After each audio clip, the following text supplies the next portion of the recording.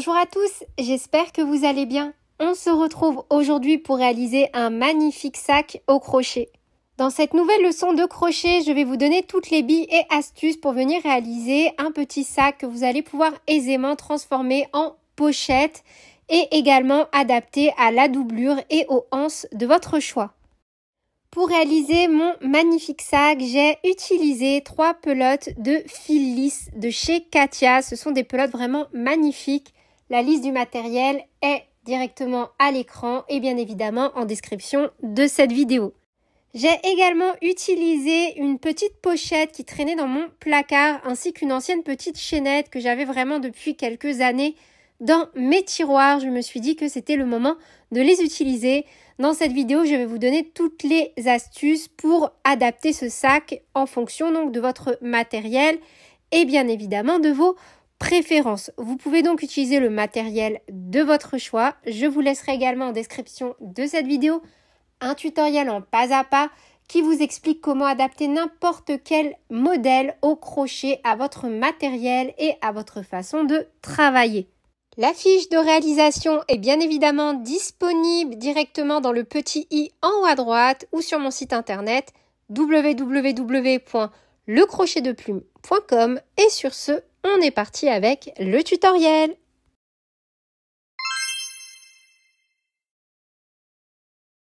On commence par réaliser une maille chaînette de 15 mailles en l'air.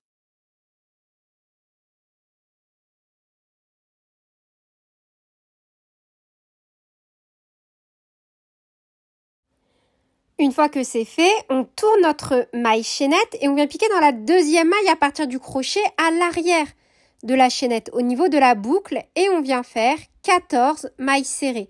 Et on vient surtout marquer la première maille de chaque nouveau rang pour être sûr de ne pas se tromper. Et on fait tout simplement donc au niveau vraiment de la boucle à l'arrière de la chaînette, une maille serrée dans chaque maille, soit 14 mailles serrées.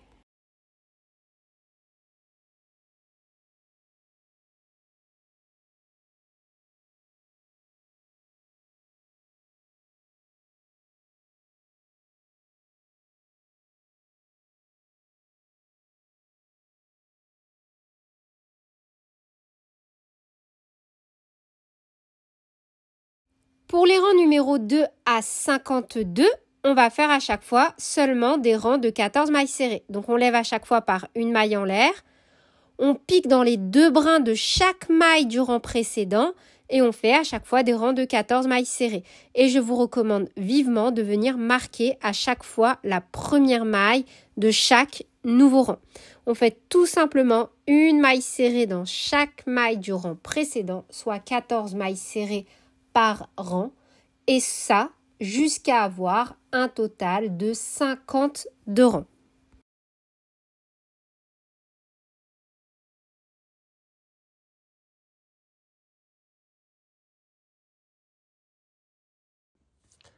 Donc voilà le résultat. Pour ma part, j'ai réalisé un total de 52 rangs et j'obtiens donc un rectangle de 6,5 cm sur 20,5 cm.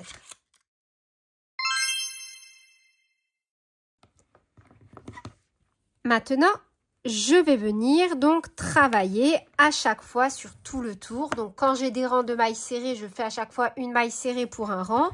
Quand j'ai des mailles, je fais tout simplement une maille serrée à chaque fois, etc. de l'autre côté. Tout ça pour venir faire le tour. On commence par faire une maille en l'air. Et au niveau donc du premier rang sur le côté, en fait là où on a fait notre dernière maille serrée, on vient faire une maille serrée que l'on vient marquer.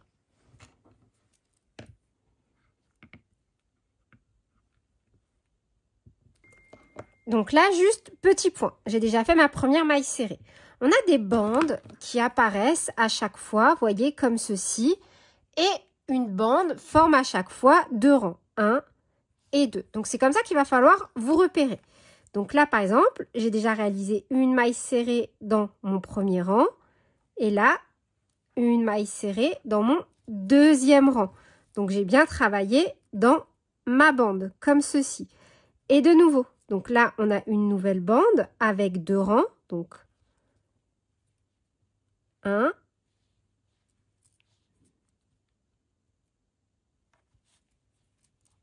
et 2. De nouveau 1 et 2. Vous voyez, de nouveau 1 et 2. Et on doit avoir forcément un total de 52 mailles serrées, puisqu'on a 52 rangs. Du coup, 51, 52. Donc là, j'ai 52 rangs, donc j'ai réalisé 52 mailles serrées. Une maille serrée dans chaque rang. Je vais venir ensuite travailler au niveau de mes 14 mailles sur ma chaînette initiale. Mais avant, je viens faire 1, 2 mailles en l'air. Puis je viens piquer dans les 2 brins. Et je refais donc 14 mailles. 1, 2, 3, 4 et 14. De nouveau, 2 mailles en l'air. 1 et 2. Et on vient tout simplement faire la même chose. Donc, on va répéter une maille serrée dans chaque bordure de rang. Donc, 52 mailles serrées. Arriver ici, 2 mailles en l'air. Et de nouveau, 14 mailles serrées.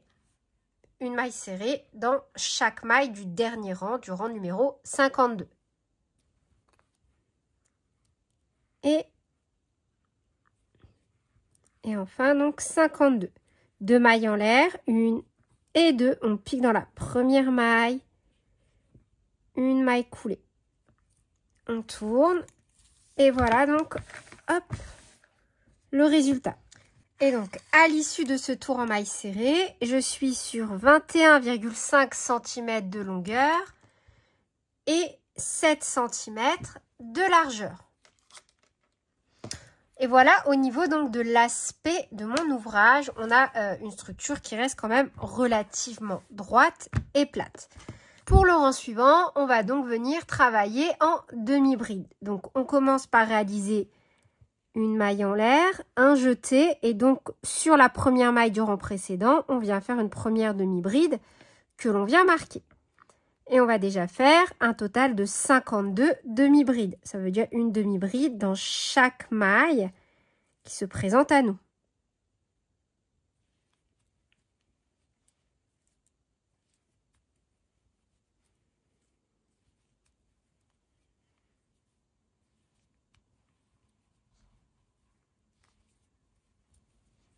Et 52.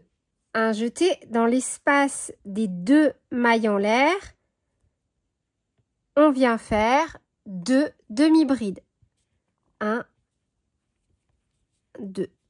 Un jeté, on repart avec une demi-bride dans chaque maille pour un total donc de 14 demi-brides. 1, 2, 3, 4, 5, 16 et 14. Un jeté de nouveau dans l'espace des 2 mailles en l'air, 2 demi-brides. 1 et 2.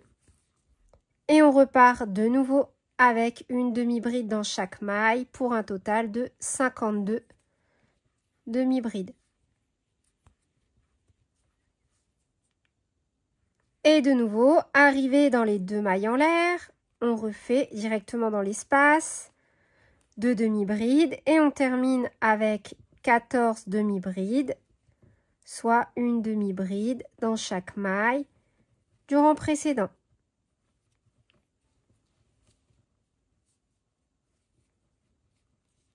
Dans l'espace des 2 mailles en l'air, 1, 2 demi-brides, une maille coulée dans la première maille du rang en cours. À l'issue de ce tour, on doit avoir un total de 140 mailles. Pour ce deuxième rang en demi-bride, on va tout simplement faire une demi-bride dans chaque maille du rang précédent. Donc on commence par une maille en l'air, un jeté dans la première maille du rang précédent, une demi-bride. On remet notre petit marqueur.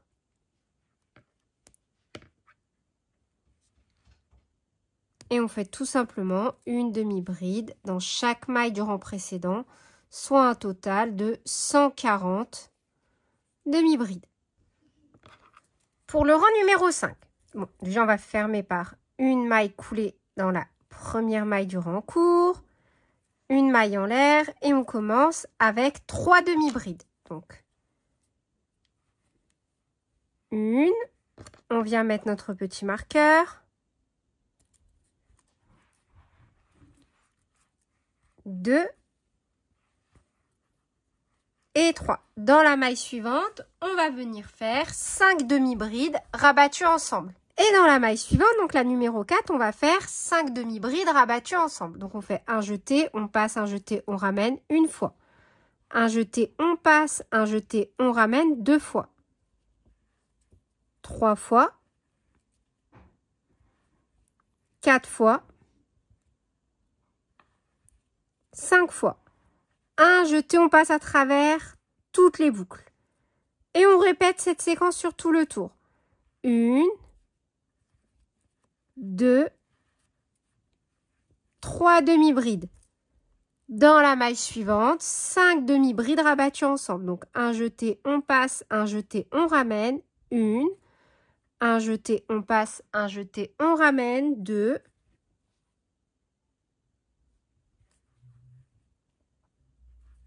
3, 4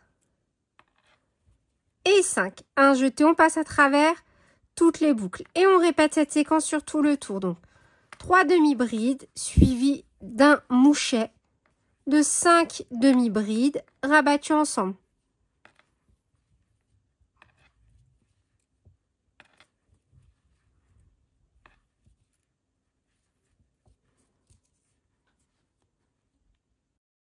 Et on termine par une maille coulée dans la première maille du rang court. Pour le rang numéro 6, donc dans la première maille, on vient faire, on fait d'abord une maille en l'air, une demi-bride. On vient la marquer.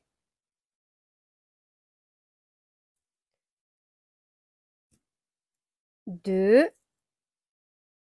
3 demi-brides. Puis on va venir envelopper notre mouchet pour donner un joli relief à notre point, comme ceci. Donc on va l'envelopper avec une demi-bride en relief avant.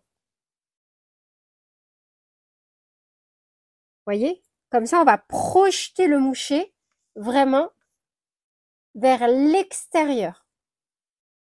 Et on reprend donc 3 demi-brides. 1, 2 et 3. De nouveau, on vient envelopper avec une demi-bride avant, en relief avant, pardon, le mouchet du rang précédent. Et encore une fois, vous voyez, c'est ce qui va donner ce petit relief à chaque fois. Donc, on répète sur toute la séquence. Une demi-bride, 2 demi-brides, 3 demi-brides, une demi-bride en relief avant en enveloppant le mouchet du rang précédent. Et on va faire ça sur tout le rang. Pour le rang numéro 7, une maille en l'air, une première demi-bride que l'on vient marquer.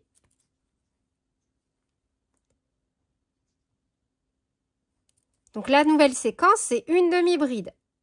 Un mouchet de 5 demi-brides. Donc 1, 2, 3, 4, 5. Et de nouveau, 1,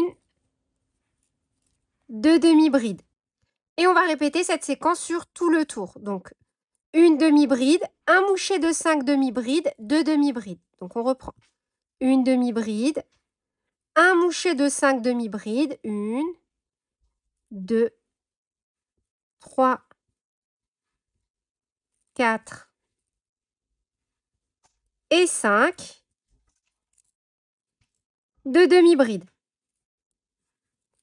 1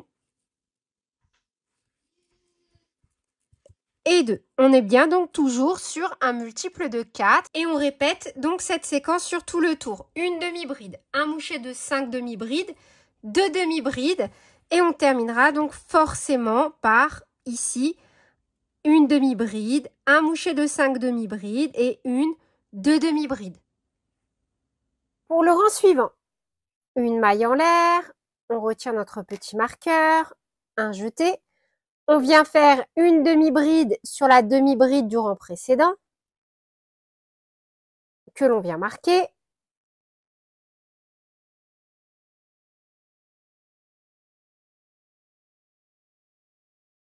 Un jeté, on vient envelopper par une demi-bride en relief avant la maille du rang précédent. 2 demi-brides, 1 et 2. Et on va répéter cette séquence sur tout le tour. Une demi-bride en relief avant sur le mouchet du rang précédent, 2 demi-brides.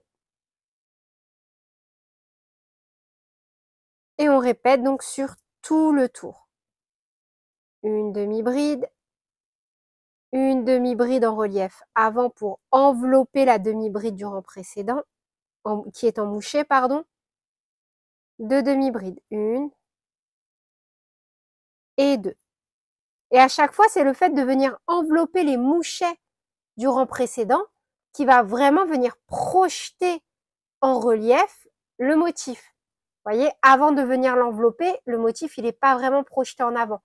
C'est vraiment le fait de venir faire sur le rang suivant la demi-bride en enveloppant le mouchet qui va projeter le motif. Et maintenant, on va tout simplement répéter les rangs 5, 6, 7 et 8 autant de fois que nécessaire. Donc, une maille coulée, une maille en l'air, on retire le petit marqueur, on vient travailler au niveau de la première demi-bride du rang précédent et on fait donc une demi-bride, on remet notre petit marqueur, 2, 3 demi-brides et dans la quatrième, un mouchet. 1, 2, 3, 4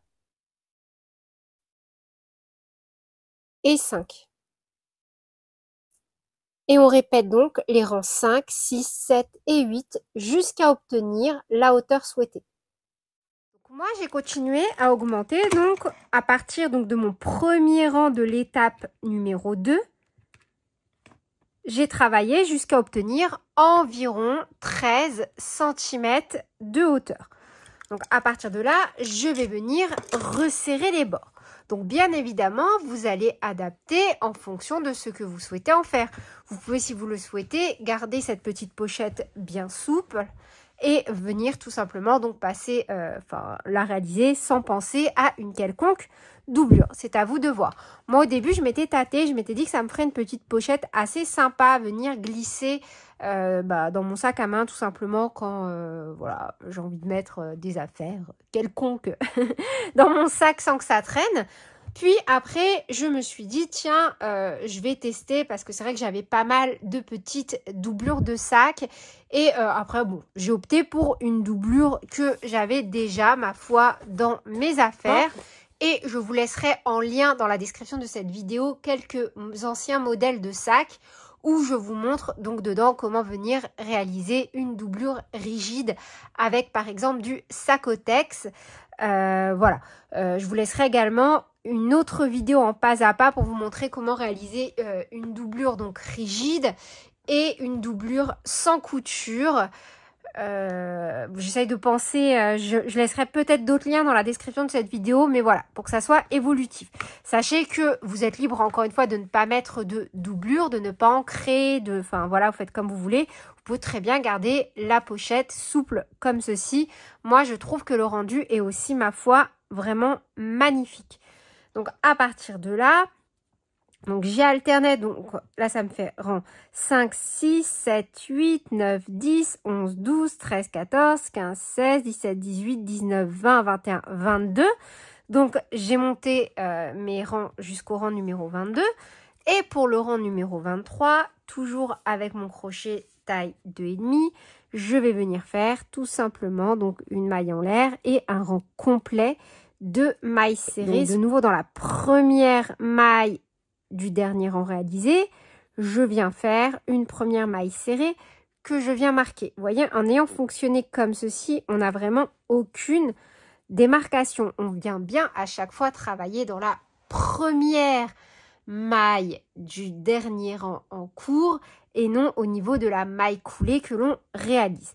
Donc, je viens tout simplement faire une maille serrée dans chaque maille du rang précédent, donc soit un total de 140 mailles serrées.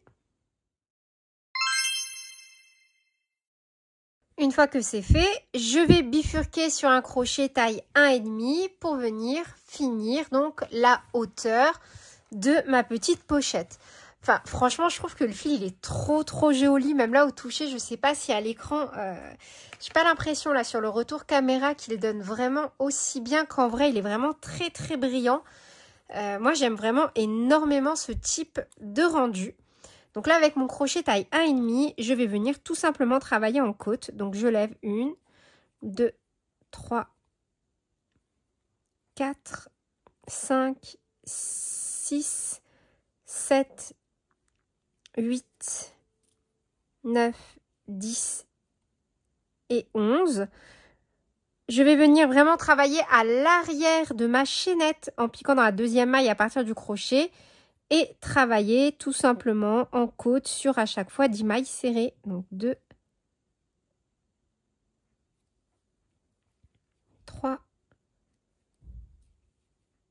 4, 5, 6, 7,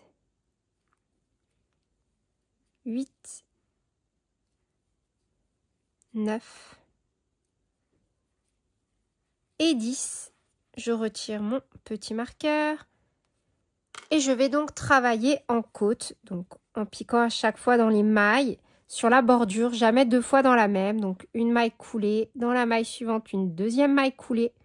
On saute les deux mailles coulées que l'on vient de réaliser et on fait de nouveau, cette fois-ci en piquant seulement dans le brin arrière jusqu'à la fin des rangs de 10 mailles serrées. 1, 2, 3, 4, 5, 6, 7, 8, 9 et 10. Une maille en l'air, on tourne. De nouveau, on travaille seulement dans les bras arrière. 10 mailles serrées. 1, 2, 3, 4, 5, 6, 7, 8,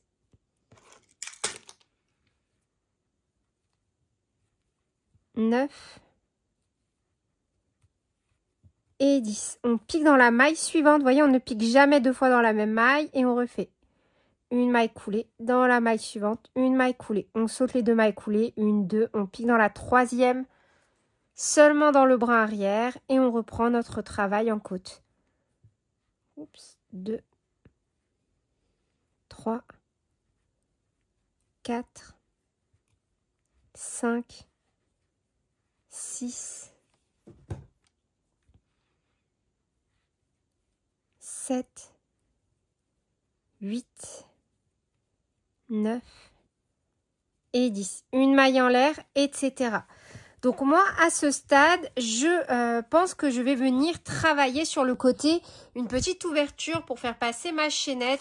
Donc moi, entre-temps, pareil, j'ai retrouvé dans mes affaires cette petite chaînette. J'essaierai de vous mettre un lien dans la description de cette vidéo, mais je vous promets rien. Vraiment, ça fait depuis au moins 2 ans minimum qu'elle traîne dans mes placards.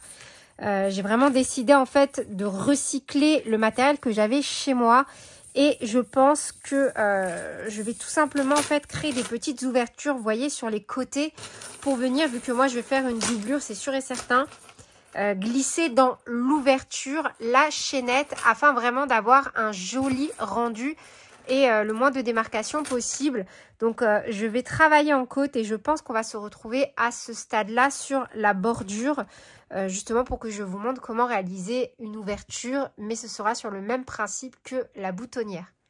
Donc moi, vous voyez, arrivé au niveau, donc quand je plie mon ouvrage, comme ceci, au niveau du milieu du côté, je vais venir créer un espace pour pouvoir venir par la suite glisser ma anse et la faire ressortir comme si en fait j'avais une boutonnière dans l'espace, ce qui me donnera un aspect vraiment net puisque je viendrai fixer cette chaînette au niveau de ma doublure. Donc vous pouvez très bien adapter cet espace en fonction donc vous de votre chaînette ou je ne sais, enfin peu importe l'accessoire que vous voulez mettre en guise de bandoulière. Et bien évidemment, vous êtes également libre de ne pas en créer si vous voulez seulement une pochette sans attache ou venir par la suite fixer un petit anodé, c'est à vous de voir. D'ailleurs, je vous mettrai, alors je ne me rappelle plus si c'est le sac Gabriel ou le sac Maeva où je suis venue donc crocheter avec un anodé. De toute façon, je vais vous mettre en description de cette vidéo pas mal de liens de différents types de sacs. Mais n'hésitez pas à aller sur mon site internet, sur la page sac au crochet gratuit. Vous allez voir vraiment voilà, pas mal de modèles différents. Et pouvoir puiser des petites idées à gauche et à droite pour adapter ce modèle vraiment au plus près de vos envies. Donc là, moi, étant donné que j'ai des rangs de 10 mailles serrées et que je veux un espace d'au moins 3 mailles, je vais déjà donc venir réaliser. Alors, je vais faire 1, 2 et 3. Donc, je vais laisser 4 mailles, c'est pas grave. Je fais 4 mailles en l'air. 1, 2, 3, 4. Je saute donc 4 mailles. 1, 2, 3, 4. Je pique dans la 5e et je refais 1, 2 et 3. En fait, c'est comme si je venais créer une boutonnière. Et je vérifie simplement que ma petite chaînette va passer.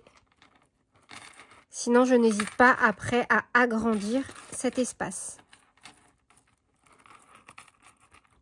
Nickel. Vous voyez, c'est vraiment un rendu. Alors, hop, j'essaie de vous montrer. C'est vraiment ce type de rendu que je veux. Que la chaînette, en fait, sorte de la petite fente créée. Comme ceci.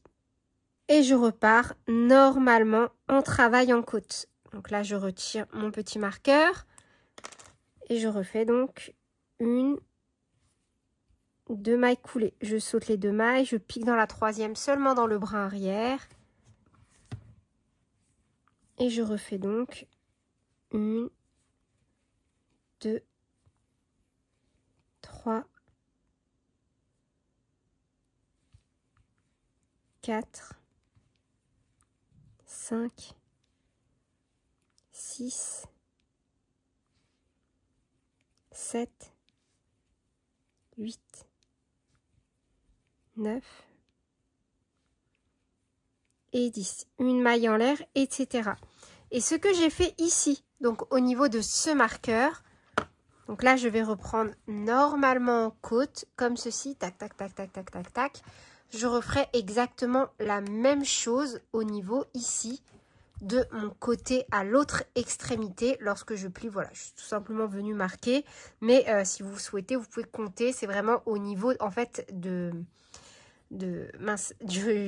fond de sac, pardon. Une fois plié en deux, vous remontez tout simplement comme ceci et vous avez donc les espaces pour venir créer les petites fentes. Donc, moi, j'ai réalisé tout le tour en côte en réalisant donc une fente et une deuxième ici, vraiment encore une fois au niveau donc de mes plis, une fois l'ouvrage posé à plat comme ceci. Je vais vous montrer comment fermer en côte et encore une fois vous aurez dans la description de cette vidéo un pas à pas très détaillé sur le travail en côte. si vous avez des difficultés à voir où je pique avec ce fil. Donc, dans cette configuration-là, on va déjà se mettre sur l'arrière de l'ouvrage après s'être assuré qu'on a bien travaillé dans toutes les mailles, donc là, 1 et 2, de notre rang numéro 23. Donc, c'est le cas et on va donc tourner pour se positionner sur l'envers de l'ouvrage.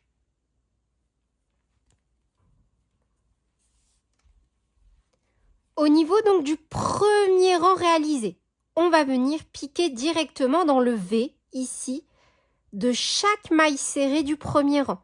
Donc on pique dans le V sur le premier rang et au niveau du dernier rang réalisé, seulement dans le bras arrière. Et on fait 10 mailles coulées. 1,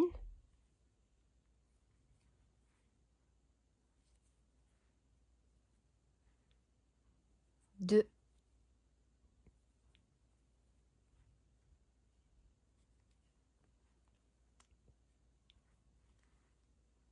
3,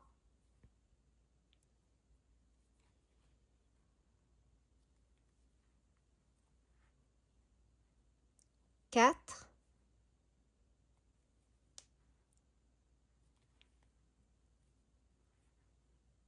5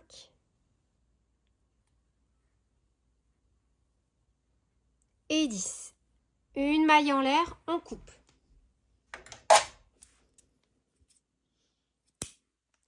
Et on vient cacher notre fil. Donc là, voilà pour mon rendu. Une fois donc que j'ai terminé toute la structure de mon sac, on a un rendu assez souple. Donc à ça, on a vraiment plusieurs possibilités. Vous pouvez, si vous le souhaitez, mettre simplement des petits boutons pression pour venir fermer votre pochette. Donc pourquoi pas 1, 2, 3, 4, enfin, vous faites comme vous voulez, comme vous le sentez. Pourquoi pas venir réaliser une doublure avec une glissière, donc idem. Je vous laisserai dans la description de cette vidéo un lien en pas à pas si vous voulez faire votre propre doublure avec une fermeture éclair. Ça peut être aussi sympa puisque moi, de toute façon, pour la doublure pour laquelle j'opte, ça va être ce type de modèle. Mais c'est vraiment pour vous dire que voilà, vous avez énormément de possibilités. Alors hop, j'essaye de vous prendre en même temps un ancien sac que j'ai réalisé. Donc vous voyez, vous pouvez très bien venir confectionner vous-même une petite doublure et venir après fixer vos propres petits boutons pression. Idem pour les anses, c'est vraiment à vous de voir. Vous pouvez opter pour ce type d'anneau et venir tout simplement les fixer au gré de vos envies sur les côtés. Vous pouvez travailler en mettant des anneaux D sur les côtés. Vous pouvez, si vous le souhaitez, opter pour la confection vous-même de votre propre petite anse. Encore une fois, c'est à vous de voir. Au-delà de tous les tutoriels que j'essaierai de vous mettre en description de cette vidéo, mais je pense que c'est un peu plus parlant d'aller directement sur le site. Au moins, vous aurez les sacs en visuel, directement, et vous aurez juste à cliquer sur l'image pour atterrir sur la vidéo. Je pense que je vais peut-être plutôt opter pour ça. Ça sera moins fouillis que de mettre plein de liens dans la description de cette vidéo. Ce sac, pour moi, c'est vraiment la possibilité de faire un peu tout ce que vous voulez. Et même, pourquoi pas, donc, comme moi, opter pour recycler du matériel ou utiliser du matériel qui traîne dans vos placards. Donc, pour ma part, je vais tout simplement venir, dans un premier temps, fixer mes anses sur ma doublure. Avant, je les glisserai, bien évidemment, dans les petites fentes avant de venir les fixer à la doublure. Donc, comme ceci. Je trouve vraiment que ça se marie super bien ensemble au niveau des couleurs. Là, ce sac, je l'adore. J'ai vraiment très hâte de le finir pour pouvoir le porter. Et hop là, voilà. Donc là, je vais venir tout simplement les attacher à ma doublure, puis glisser ma doublure et coudre avec du fil de nylon transparent ma doublure à mon sac et mon ouvrage sera terminé. Donc voici le résultat sans doublure pour l'instant. Honnêtement, je trouve que même comme ça, ce sac est vraiment très joli. C'est pour vous dire que, encore une fois, vous êtes libre de faire vraiment comme vous voulez. Si vous préférez un sac plus souple, vous pouvez très bien vous arrêter à cette étape de réalisation. Moi maintenant, je vais venir donc coudre une doublure afin de lui donner un aspect un peu plus rigide, une meilleure tenue à mon sens. Mais vraiment, j'insiste sur le fait que c'est à vous de faire en fonction de vos goûts et de vos envies. Donc je vous montre en image brièvement comment je suis venue donc fixer tout d'abord mes anses après les avoir glissées dans les fentes de mon sac au niveau de ma doublure. Donc moi c'est une doublure déjà toute faite, mais bien évidemment j'ai déjà réalisé pas mal de tutos sur la chaîne pour vous montrer différentes doublures avec ou sans fermeture glissière. C'est vraiment à vous de voir ce que vous aimez, ce que vous avez sous la main. Donc je fixe tout d'abord ma anse à ma doublure. Puis à l'aide de mon fil de nylon et d'une aiguille, je vais tout simplement venir assembler donc ma doublure à mon sac tranquillement. Et voilà, c'est tout pour cette vidéo. J'espère qu'elle vous aura plu. Sur ce, je vous fais plein de bisous. Prenez bien soin de vous et à très bientôt pour de nouveaux tutoriels. Salut!